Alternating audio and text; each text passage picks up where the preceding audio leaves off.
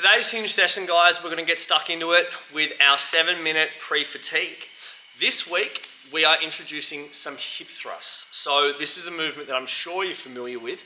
It's something that we sporadically introduce into the Verce programming, but it's a really, really good movement for developing a thrust pattern. Slightly different to a hinge, but we put it on a hinge day because it's training the same muscles.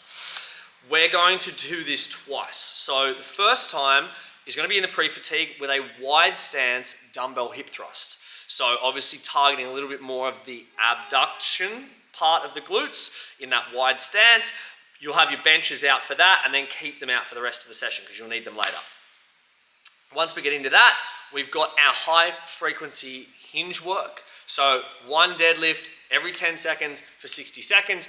You should find now that it's no longer touch and go that you can probably get the weight a little heavier again, but keep a little in the tank for next week. Finally, we're getting into those 7-minute AMRAPs. Like I said at the start, we have hip thrusts again, but now it's going to be a barbell movement. So this is now something that we're going to load up a little heavier. We've also added a tempo in here.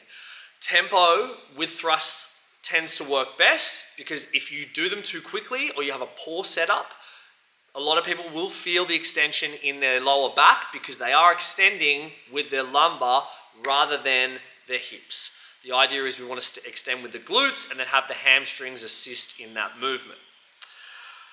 Second piece, we have our American kettlebell swings, and then it's a ladder just like we saw on Monday where every rep thereafter, we're going to go 3 reps of prone hamstring curls and dumbbell side bends on each side, obviously. Then you go back to the swings, 10 reps, then it's 6 and 6. 10 reps, then it's 9 and 9, and so on and so forth.